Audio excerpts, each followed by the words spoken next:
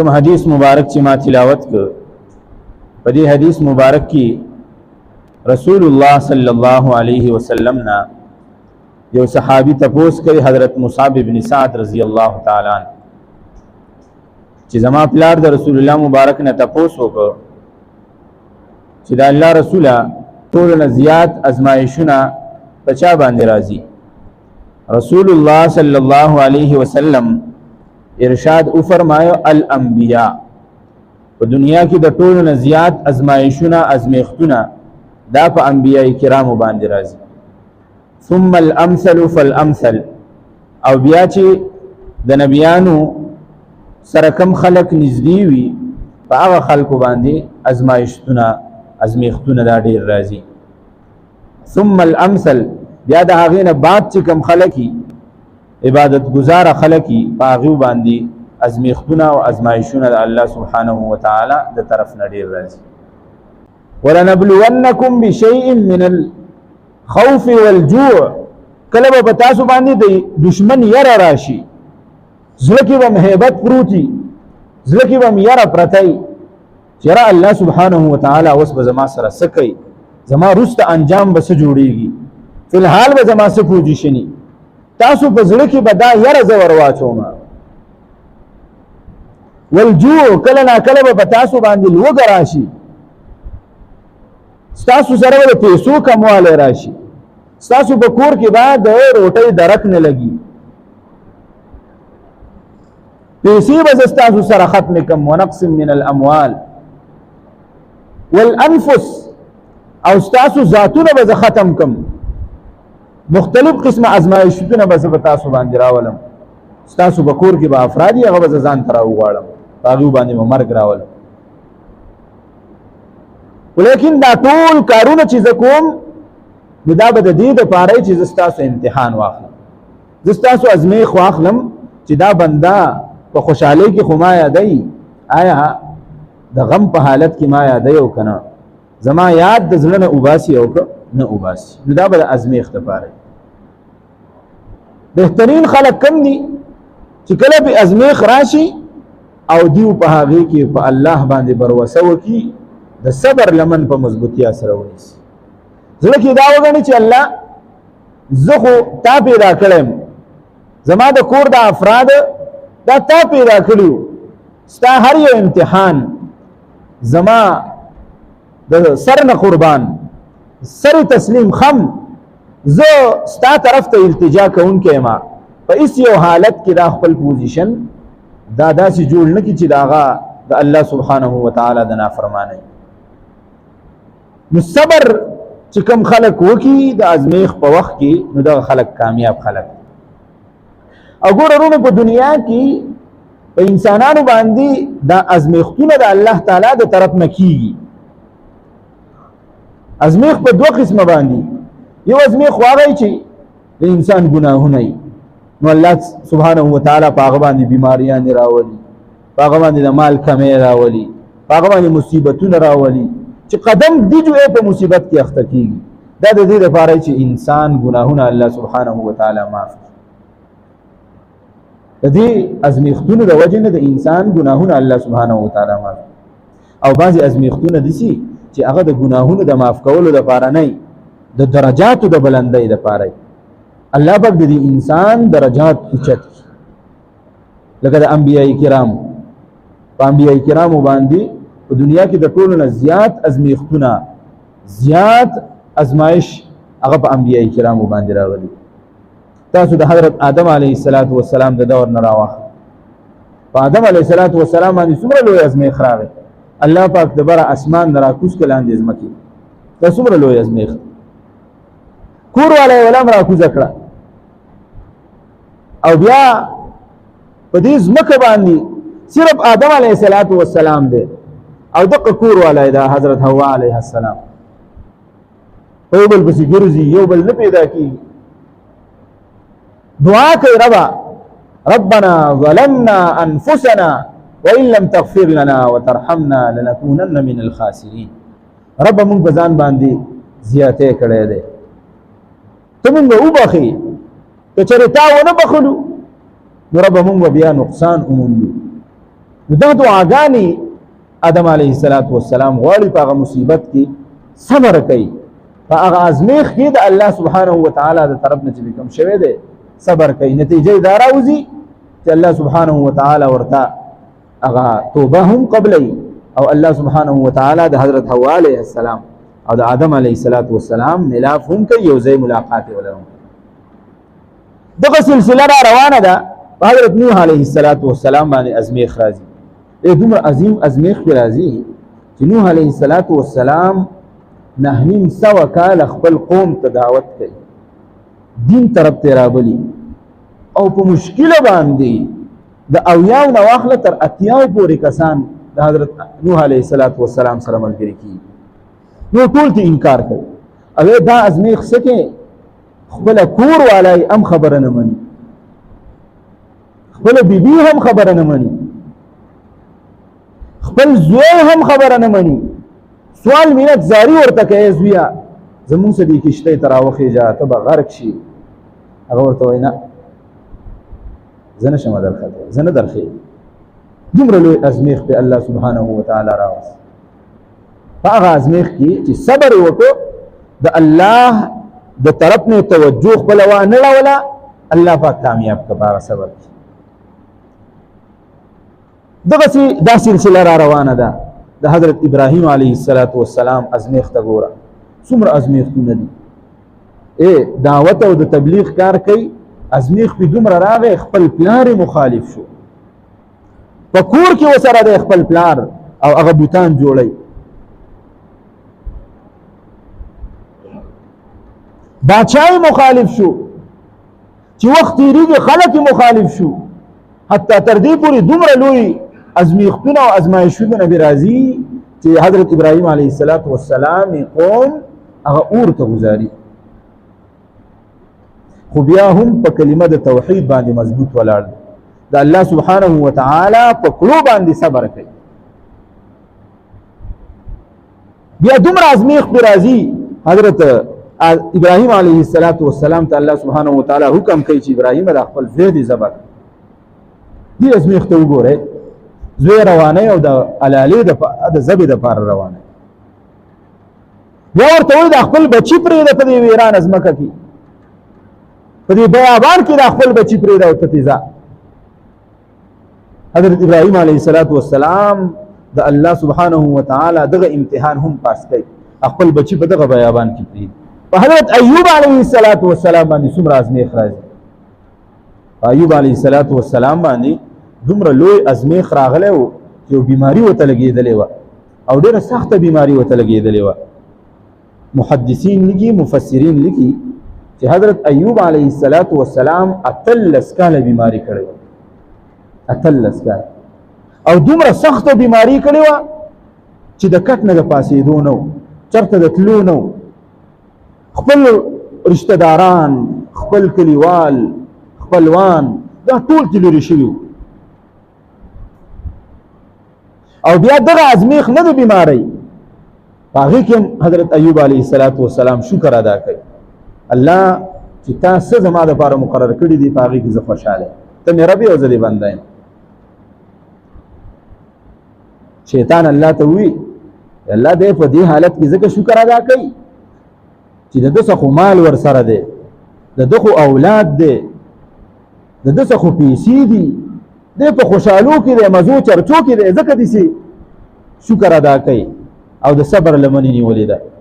الله تعالی ورته وایي ښه چې د حضرت ایوب علیه السلام څومره بچي وو، څومره جیداد یې وو، څومره هغه د اوسېدو ځایونه وو، سیوا د یوې ښځې نه رحمت بیبي د هغې نوم و دا ښځه، هغه ټول ورله الله سبحانه وتعالی ترې واغسته، هغه بچي وفات شو، هغه مال بینک بیلنس، هغه جیدادونه هغه ټول ختم شو.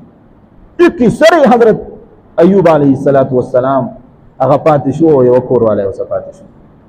په هغه ټیم کې هم حضرت ایوب علیه السلام په دې ازمیخ باندې صبر کوي. په دې امتحان کې الله سبحانه وتعالی حضرت ایوب علیه السلام کامیابوي. مونږ خپله اندازه ولګو، ولس کاله په روایت کې راځي، په روایت کې راځي اتلس کاله بیماری حضرت ایوب علیه السلام کړی ده. کچری په مونږ باندې ولس ګنټي یو بیماری راشي مونږ هغه ته د ټینګي نه یو.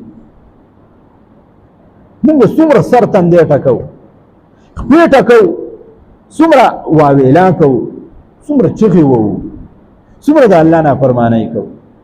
و حضرت ایوب علیه السلام داسې هستی ده اتلس کاله بیماری برداشت کړله، خو مجال دی چې د خولې نه اوف راوباسي. حضرت یونس علیه السلام ته ګوره څومره اوچته هستی ده، د الله پیغمبر دی. خو یونس علیه السلام باندې ازمیخ راځي، الله سبحانه وتعالی سلویخ ورځې د مئی په خېټه کې وساته، سلویخ ورځې د مئی په خېټه کې وساته. چې کله د مئی خېټې ته لاړ نو اواز چا ته کوي؟ الله ته اواز کوي چې الله لا اله الا انت سبحانك اني كنت من الظالمين. دومره د صبر خاوندان، دومره د زغملو خاوندان. حضرت زکریا علیه السلام خپل قوم را لګي او عرب جدید په سر باندې او دو ټوټې کوي، په منځ دو ټوټې اړي. خو زکریا علیه السلام د الله په دې ازمیخ باندې صبر کوي. او دا سلسله را روانه ده د حضور نبی کریم صلی الله علیه وسلم ژوند وګوره، ټول د امتحانات او ازمیختونو نه ډک دی. پیدا شوی نه دی او ازمیخ په الله پاک راوسه. پلار یې د پیدایش نه مخکې وفات شو نبی کریم صلی الله علیه وسلم. 6 کالو ته ورسېده، مور یې وفات شوه. څه موده یې تېره شوله، نیکه وفات شو.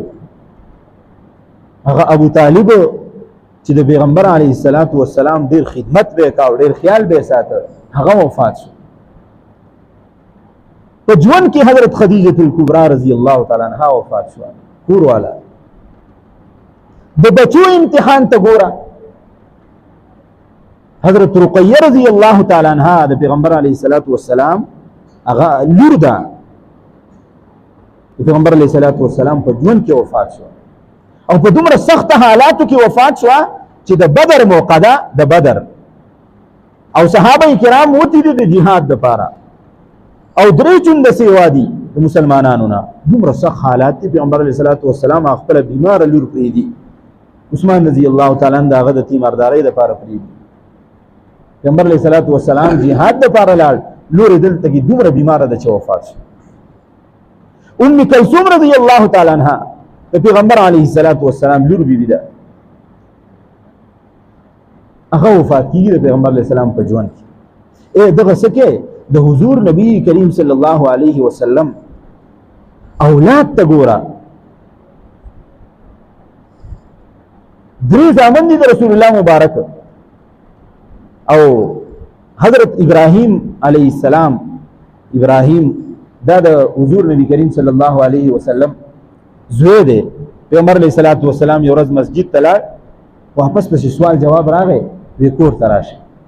پیغمبر علیه السلام چې کور ته راغی، څه ګوري چې ابراهیم د دې اخیری سلګۍ زوی دی، اخیری سلګۍ دی. پیغمبر علیه السلام په خپل غیب مبارکه کې راواغست او ښکلې که حضرت عبدالرحمن ابن عوف رضی الله تعالی عنہ پیغمبر علیه السلام سره دی.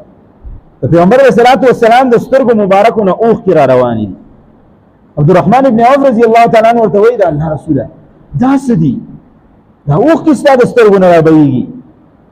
پیغمبر علیه السلام ارشاد فرمایي ان العین تدمع وان القلب يحزن وإنا بفراقك يا إبراهيم لمحزونون.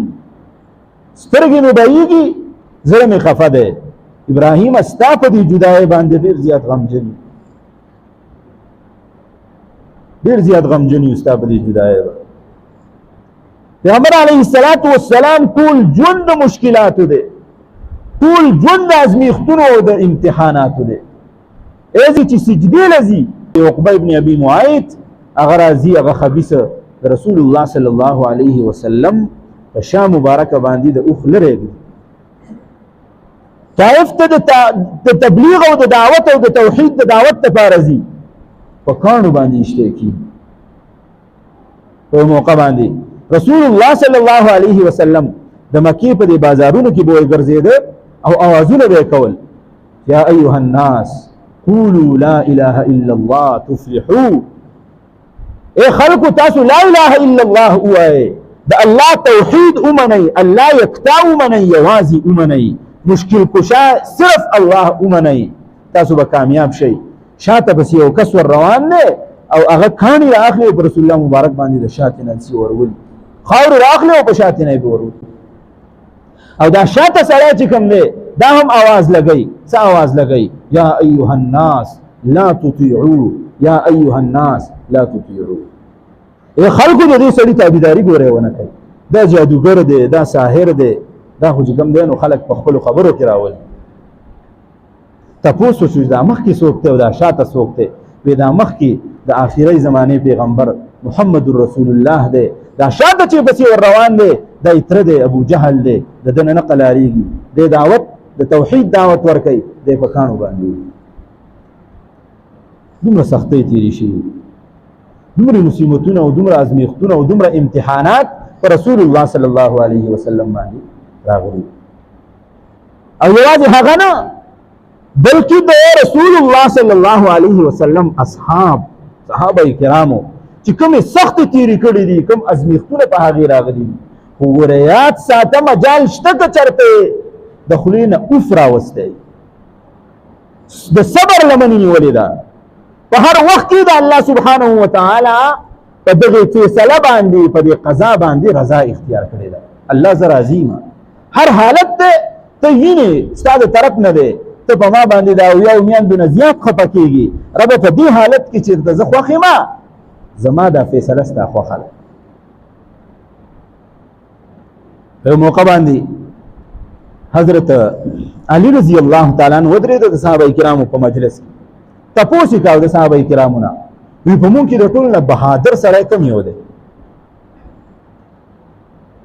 صحابه کرامو ته وی ته او بشکا حضرت علی رضی الله تعالی عنہ د ټول نه بهادر ځکه حضرت علی رضی الله تعالی عنہ شیر خداو په موقع باندې د خیبر هغه قلعه نه پته کېده رسول الله صلی الله علیه وسلم اعلان وکړ سبب ز د خیبر د فتح د پاره تر هغه سړي لور کومه يحب الله ورسوله ويحبه الله ورسوله چې الله تعالی الله او د الله رسول دا هغه سره مینا کوي او اغام د الله او د الله د رسول سره مینا او محبت کوي اوس دا ډیر لوی اعزاز او چې ګوره سبا قلبه پته کیږي دا غسړي په لاس باندې او بل لوی اعزاز دا چې الله او الله رسول دا هغه سره مینا کوي صحابه کرام مدیسه تیرېده هر یو رسول الله مبارک ته قتل چې ما ته به आवाज وکي ما ته دا کبار صحابه کرام دا تیر شو رسول الله مبارک چاته आवाज ونکړ وی اين علي ابن ابي طالب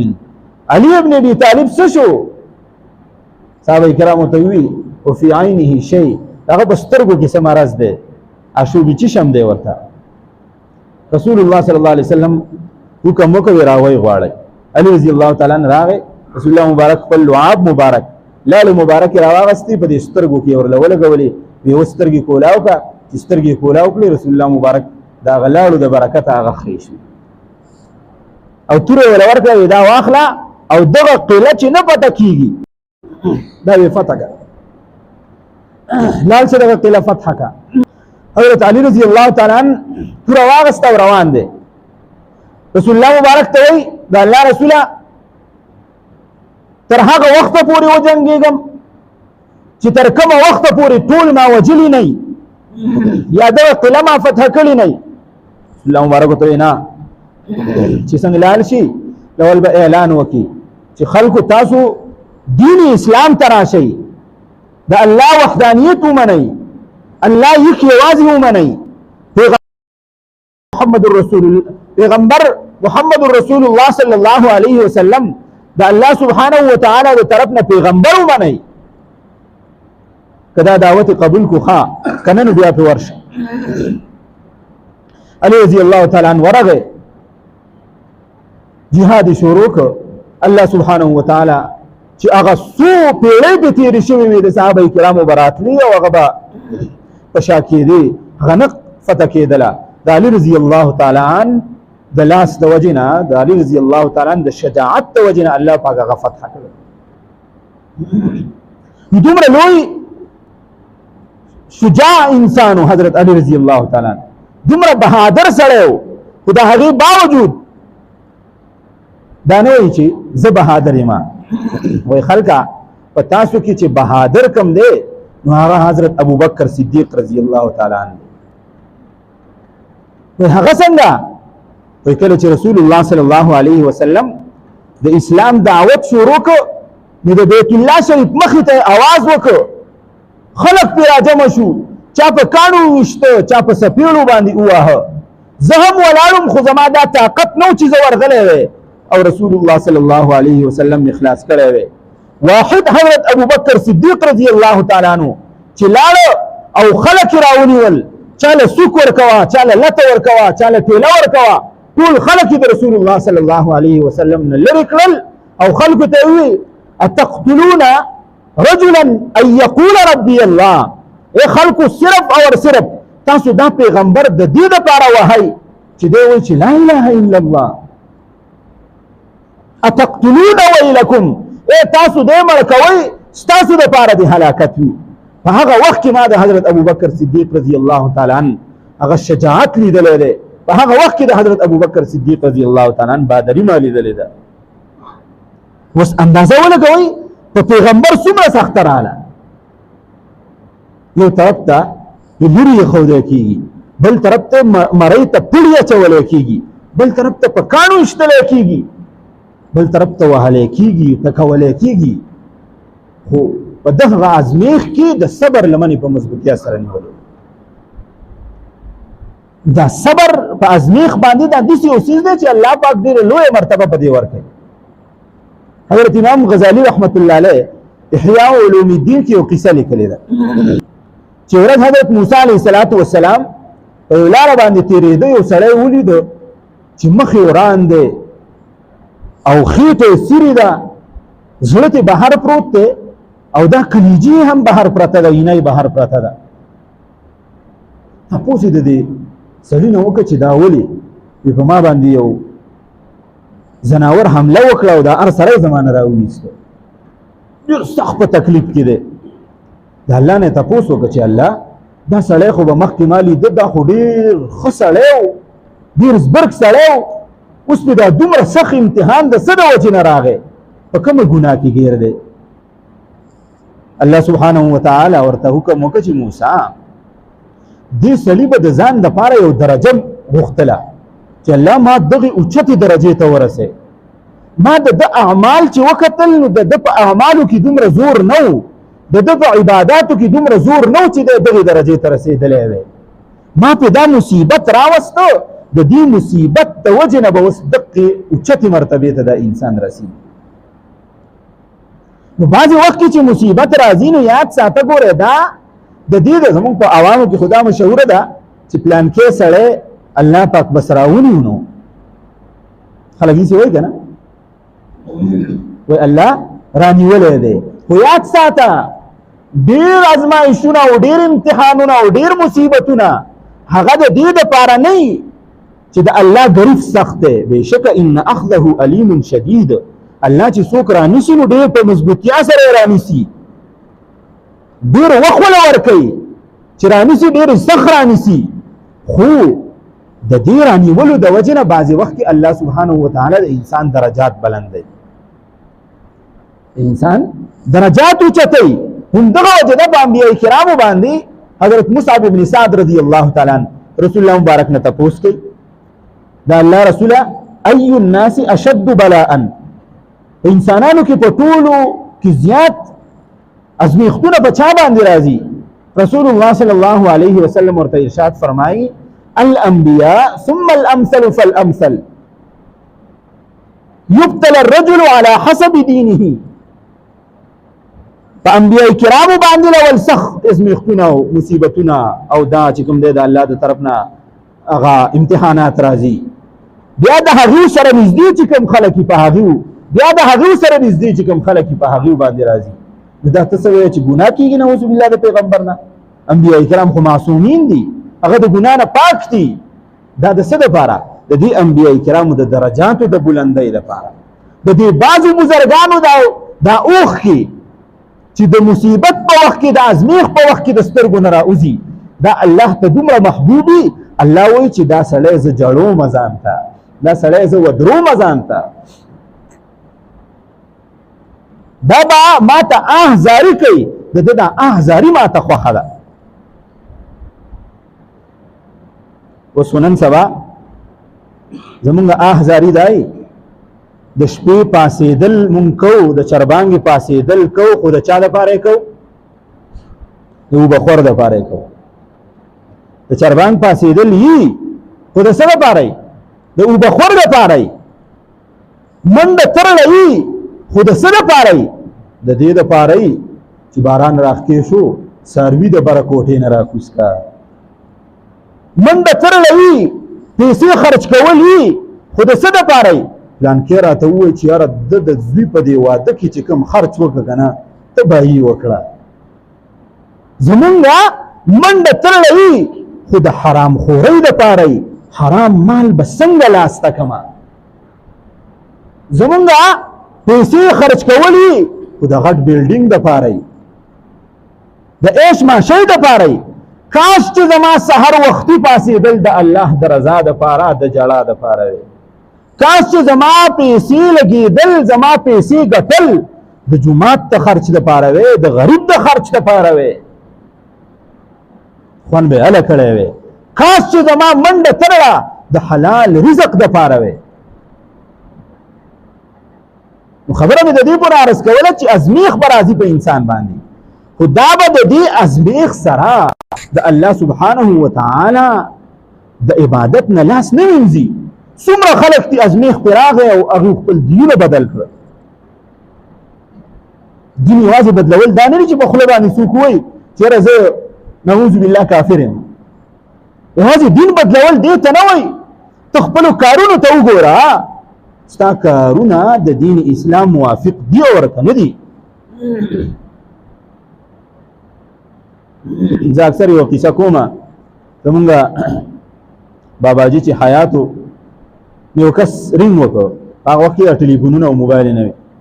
یو کس رینګ وکړ نو ما راوچت کړ، ما دې تپوس وکړ، ما ته ویل چې باباجي ته ووایه چې ماله د مال دپاره څه وظیفه راکړي، مال دپاره، او زه یې تر یو څو ورځې پورې کومه، که مال مې اوسه سیوا شو جو ښه خبره ده، نو که مال مې سیوا نه شو نو ګوره دلته کې راپسې کسان ښه تېږي قادیانۍ شه، بیا ګوره قادیانۍ کېږم.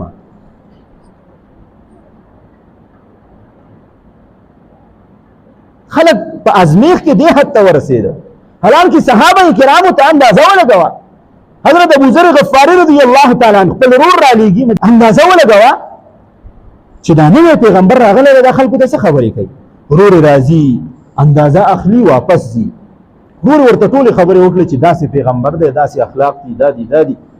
ابوذر غفاري رضی الله تعالی عنه وایي زما تسلي ونه شوه په خپله رالم، چې رالم یو تیلی را سره ده او د کعبې د دیوال ته مې ډډه واله، د خلکو ته مې کتل چې دا خلک څه کوي. ماښام شو، علي رضی الله تعالی عنه راغی، ما ته وایي چې میلمه شپه د باندې راغلی ده. ما وایي چې او وایي چې راځه چې بورې ځم، کور ته یې بوتلم، یو شپه مې وکړه، تپوس نه کړی چې څه دپاره راغلی. بله ورځ تېره شوه، دا ډډه به مې واله، خلکو ته مې کتل. بیا شپه راله، علي رضی الله تعالی عنه راغی، ما نه تپوس کوي میلمه حاجت دې پوره شوی نه دی جوړی؟ ما وایي چې نه، راځه شپېله. په درېیمه شپه بیا بوتلم، چې په درېیمه شپه راوتم نو ما ته وایي چې میلمه 3 شپې دې وکړې او حل دې راته ونه ویل، څه دپاره راغلی؟ ما ورته وایي چې یاره اورېدلي مې دي چې د آخري زمانې پیغمبر راوتی دی، د نبوت دعوه یې کړې ده، زه د هغه لږه اندازه اخلم. علي رضی الله تعالی عنه وایي ما ورته وایي چې ټیک ده، زه به دې بوځم، هغه په دار ارقم کې دی، خو زما سره شاته لرې لرې راځه. خلک په دې معامله کې ګورې ډېر سخت دي چې څوک د اسلام نوم اخلي وهي، ته به ما پسې لرې لرې راځه که چېرې څوک درنه خبر شو نو هسې نه نقصان در ورسوي. بیا ما دار ارقم ته بوته ابو ذر غفاري رضی الله تعالی عنه چې ورننوته د پیغمبر علیه الصلاة والسلام مجلس. پیغمبر علیه السلام به کوم مجلس وی؟ بعضې مجالس خو داسې چې سړی پکې کښېني څومره خوند ورکړي. د پیغمبر ناست دی، صحابه کرام ناست دي او پیغمبر خبرې کوي. څومره لوی مجلس دی. پیغمبر علیه الصلاة والسلام صحابه کرامو ته تقریر کوي، وعظ کوي چې څنګه زما سترګې په رسول الله مبارک باندې ولګېدې نو ما وویل چې دا دروغجنه چهره نشي کېدی. ورنږدې شوم رسول الله مبارک ته مې وویل چې کلمه راته ووایه. ابو ذر غفاري رضی الله تعالی عنه وایي زه مسلمان شوم، ما ته رسول الله مبارک وویل چې ځه ستا نه به الله پاک د دین ډېر لوی کار واخلي. اوس دلته کې حالات لږ سازګار نه دي، ته به لاړ شي وروسته به راشي چې کله د اسلام غلبه راشي. ما ورته وویل چې نه دا الله رسوله زه خو دین ته راننوتی یم، زه څنګه لاړ شم، دا زه څنګه پرېږدم. راووتم رالم او حرم مکي ته رالم، بیت الله شریف کې مې اواز ولګاو اشهد ان لا اله الا الله واشهد ان محمدا عبده ورسوله. دا اواز مې ولګاو، خلک را باندې راغونډ شو، ووالم دومره ووالم چې بېهوشه شوم. حضرت عباس رضی الله تعالی عنه خلاص کړم. په هوش کې رالم بیا مې اواز ولګاو چې کله ورته اسلام نه دی نصیب شوی نو څه ویلی نه شي. خو چې کله اسلام زړه ته ننوت نو څومره غیرت پکې راغی. د لرې ځای نه راغلی سړی دی، د خلکو په منځ کې ودرېږي او اواز لګوي، اندازه ولګوي دې جومات ته څوک راشي او د کوپر ناره ولګوي. تڼۍ تڼۍ به پروت یو که نه به خپل دین څوک بدلی، خپل دین څوک پرېږدي. خو حضرت ابو ذر غفاري رضی الله تعالی عنه आवाज ولګاو، یو پیر بهوشا عباس رضی الله تعالی عنہ اخلاص کو، بیا आवाज ولګاو، بیا आवाज ولګاو، تر دې حد پورې چې بهوش شو. دومره وال تکول دې صحابه کرامو کولل، دومره سخت برداشت کړی دي. حضرت تنبیه الغافلین کې د حضرت ابن عباس رضی الله تعالی عنہ متعلق لیکي، په سفر باندې روانو، سفر باندې لږ تګ وکړ، چا ورته وویل حضرت لور دې وفات شوه. وی لور دې وفات شوه. د خپل سورلۍ نه راکوز شو، لاندې 2 رکعاته نفل وکړه، دعا یې وکړه او واپس سورلۍ ته وخوت. خادم ورته وایي حضرت تاسو د سورلۍ نه ولې راکوز شوئ؟ وی خبر راته راغی چې لور دې وفات شه. په قرآن کې الله وایي چې ازمیښت د من راځي نو د صبر لمن نیسئ او لوس ته توجه کوئ. یا ایها الذین آمنوا استعینوا بالصبر والصلاة. دا موز مې ځکه وکړو چې الله حکم کړی دی او د صبر لمن مې ونیوله، زاري مې ونه کړله، د پردې شو او الله سبحانه وتعالى په پرده کې ځان ته وغوښت. لهذا مسلمانانو په مسلمانانو باندې به ازمیښتونه راځي او دا ازمیښت به د انسان د دین د مضبوطیا په اعتبار سره یبتل الرجل على حسب دینه ان کان فی دینه صلبا. کچره دې په دین کې مضبوطو اشتد بلاؤه، د دغه مصیبت او د ازمیخ به هم مضبوطی، تیز بی، درون بی. او کچره دې په خپل ازمیخ کې په خپل ایمان کې کمزور او په دې باندې به ازمیختونه هم واړه واړه راځي. عیسی علیه الصلاۃ والسلام قوت القلوب کې حضرت عیسی علیه الصلاۃ والسلام متعلق یو واقع ذکر کړو. عیسی علیه الصلاۃ والسلام یو ورځ تیرېدن یو سړی ولیده، په سترګو باندې ړوند دی، په لاسونو راغونډ دی، خپې شلې دي، برس او جذام بیماري پې ده، داسې بیماري پې لګېدله چې دا غوښه ترې غورځېږي، لاندې ټوکړې ته د غوښې غورځېږي او بیا هم دی پروت دی او اواز کوي الحمدلله الحمدلله الحمدلله. عیسی علیه الصلاۃ والسلام ورته ورنږدې شو، صاحبه داسې کومه بیماري ده چې په تا کې نشته دی؟ ته خو د بیمارو جرړی، هره بیماري په تا کې ده، په دې حالت کې هم وایې چې الحمدلله. سړی ورته وایي زما زړه په یو خبره باندې مطمئن دی، زه بېشکه چې د سترګو نه خراب، د غوږونو نه ختم، د خولې نه ختم، د خپو نه ختم، د لاسونو نه ختم یمه، خو چې زه زړه ته وګورم نو زما په زړه کې د الله سبحانه وتعالی مینه پرته ده او دا داسې یو نعمت دی چې ما له الله را کړی دی، ډېر